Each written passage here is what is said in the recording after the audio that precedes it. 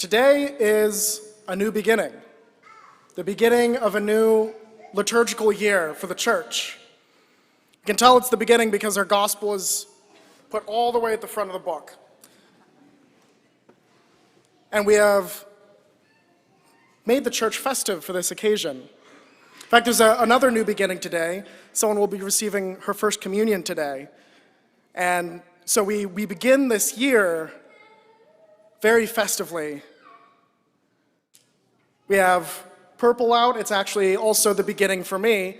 This is my first time wearing purple up here. I kind of feel like a dog chasing his tail whenever I raise my arm, and I'm like, what's that? Oh, right. We also have our Advent wreath up, and we have our Christmas tree, our Advent tree. It looks really nice. I personally think it would look better with the lights on, but I've been told that we wait until Christmas for that, which I kind of like, actually, because the tree really would look better with the lights on. And we all know that, and we can look at it and we can see that it's just waiting for us to plug it in, to turn it on, to have that splendor, that glory be revealed. Because Advent, this beginning of the year, is all about anticipation. It's all about that moment before the moment. Now, if any of you have been to a concert with an orchestra or a concert band, then you know this moment. The moment when the lights have dimmed, when the audience is silent, when the instruments have been tuned, and when the conductor raises his baton. That moment before the moment when everything truly begins. We are living now within that moment. The nights are becoming longer, the lights are dimming, the birds are flying away, leaving the world silent.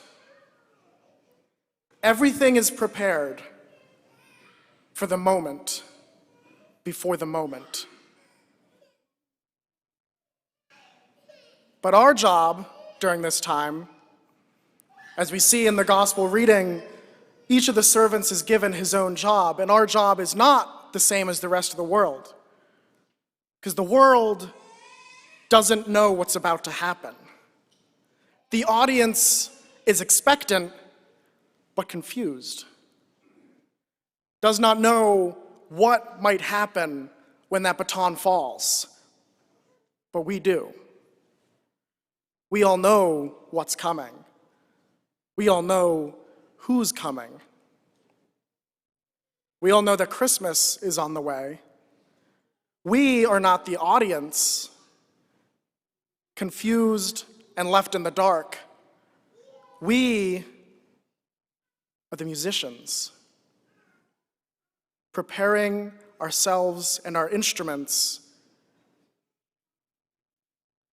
for once that baton falls. And how do we prepare?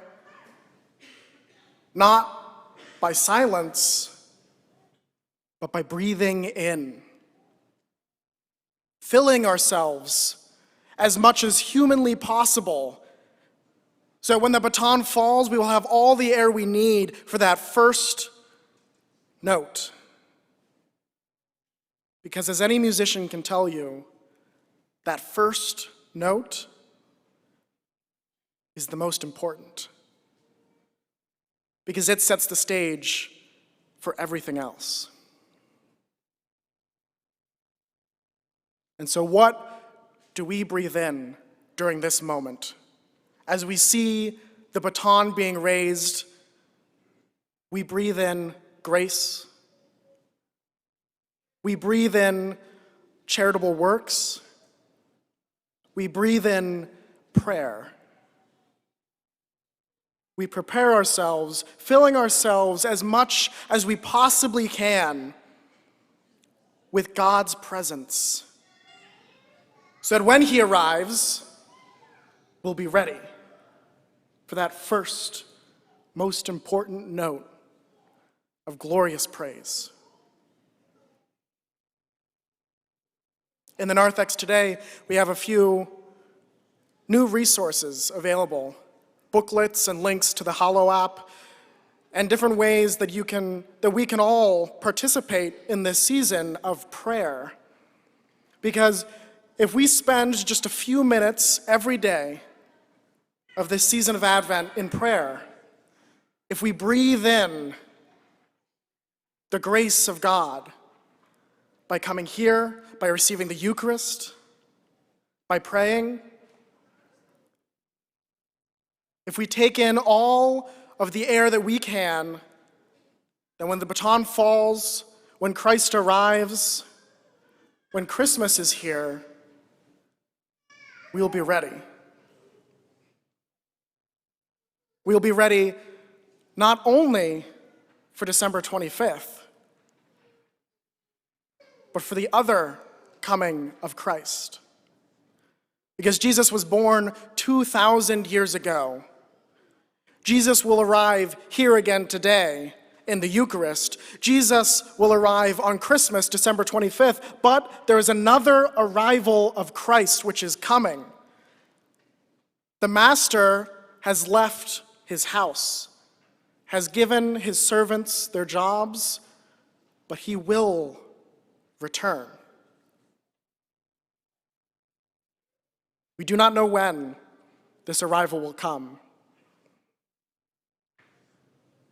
But if we take this time, as the conductor raises his baton, if we breathe in